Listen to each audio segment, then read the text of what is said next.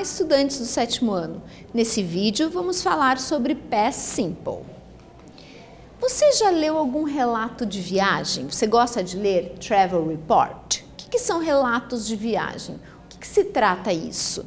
E será que os verbos em inglês e português, será que eles são conjugados da mesma forma? Você já pensou sobre isso? Você já aprendeu sobre isso? Como é que a gente conjuga os verbos em português? Você lembra? E em inglês, será que eles são da mesma forma? Então vamos descobrir?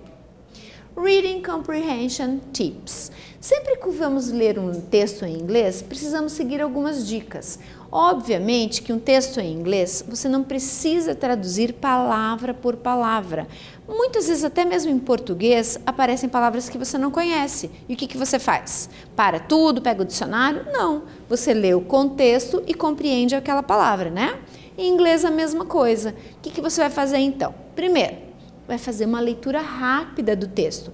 Vai observar a imagem, quando tiver imagem. O título é muito importante, vai prestar atenção no título. O título já vai te dizer o conteúdo, os personagens e assim por diante. Vai olhar as palavras-chave. O que é palavra-chave? Aquelas keywords, as palavrinhas que vão nos dar ideia do que está acontecendo no texto. Vai olhar as palavras repetidas, né?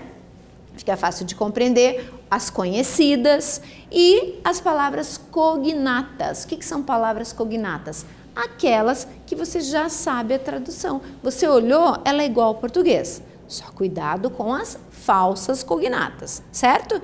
E aí você vai fazer inferência sobre o assunto do texto. O que é inferência? Vai tirar informações que estão nas entrelinhas. Vamos dar uma olhadinha? Observe aqui então o texto. Primeira coisa que eu preciso compreender, o título. Last Summer Holiday. E aí eu vou traduzir, eu vou lá traduzir o texto.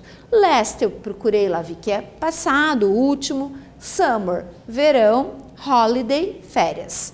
Se eu for traduzir ao pé da letra, passado, verão, férias, não tem sentido. Então eu dou uma mexidinha para ter sentido na nossa língua. Então eu vou falar sobre as últimas férias do verão, as férias passadas, certo? Last summer, I went to Nice. It's a great place to have a holiday. E aí você vai dar uma lida no texto, vai procurar pelas palavras que você conhece, passou o olho, teve uma ideia, já sabe qual é o assunto. Perfeito, ótimo. Como estamos no simple past, no past simple, obviamente os nossos verbos estão no passado. E que verbos são esses? No Simple Past, nós temos dois tipos de verbos, os verbos regulares e os irregulares. O Past Simple, ele é utilizado para falar de ações terminadas no passado, certo? Coisas que já aconteceram. Os verbos regulares são aqueles que terminam com ed e os irregulares têm a sua forma completamente diferente, não existe uma regra.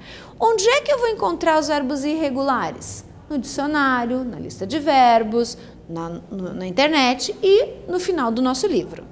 As formas afirmativa, negativa e interrogativa também acontecem aqui no passado. E aí o meu verbo volta à sua forma original, certo? Então presta muita atenção quando eu estou usando o auxiliar do passado. Tranquilinho? Ótimo! Nas formas, então, interrogativa, negativa, perceba que a gente usa o auxiliar did e didn't, que é o passado do do e do does, outros verbos auxiliares usados no presente. Quando a gente usa esses auxiliares, o verbo ele volta à forma infinitiva. Então, I went to the beach yesterday. Ontem eu fui à praia. I didn't go. Eu não fui. E eu vou fazer a pergunta, did you like? Esse verbo é um verbo regular, que recebe ed. Quando eu uso o meu auxiliar, ele volta à forma normal, ok? Então, nesse vídeo nós falamos sobre o Simple Past através de Travel Report. Espero que vocês tenham gostado. Até breve!